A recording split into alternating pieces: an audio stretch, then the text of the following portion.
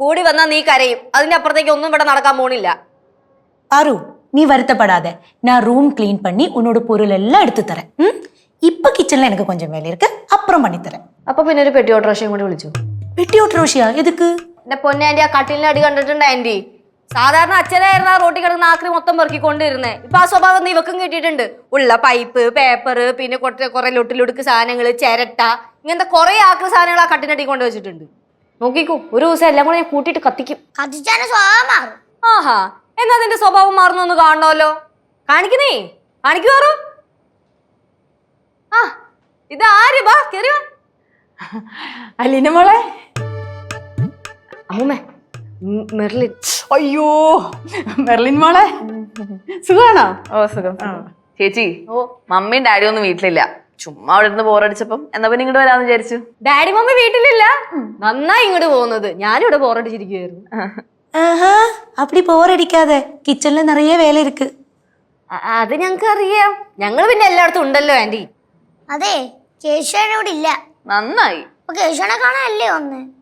பாரு நம்மளை எல்லாம் பார்க்கத்தான் வந்தா, கூட்டத்துல கேசவும் பார்க்கணும், அப்படித்தானே?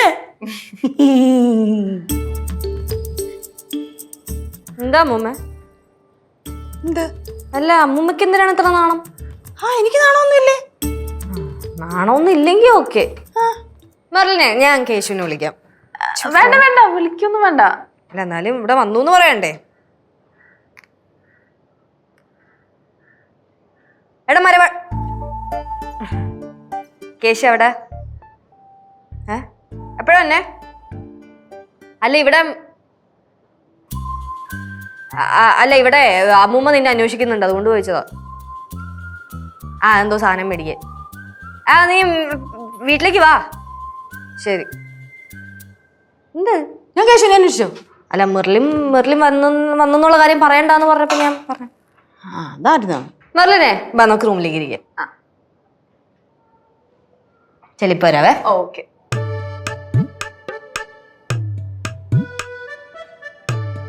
എന്തിനാ അമ്മൂമ്മ ഇത്ര നാണോ അമ്മൂമ്മക്ക്?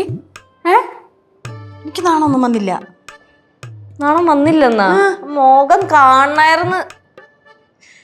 வாங்க வாங்க, கிச்சன்ல போலாம். நாணமா நல்லா இருக்கு. ആണോ? ആ, എപ്പോഴും പറയാറുണ്ടോ? എപ്പോഴും പറയാറുണ്ട്. സത്യം പറയാറു. നീ നിന്റെ ചേട്ടനെ സപ്പോർട്ട് ചെയ്ത് പറയുന്നല്ലേ? നമ്മൾ തമ്മിൽ അടിയിടുമെങ്കിലും പക്ഷെ സപ്പോർട്ട് ചെയ്യാറില്ല.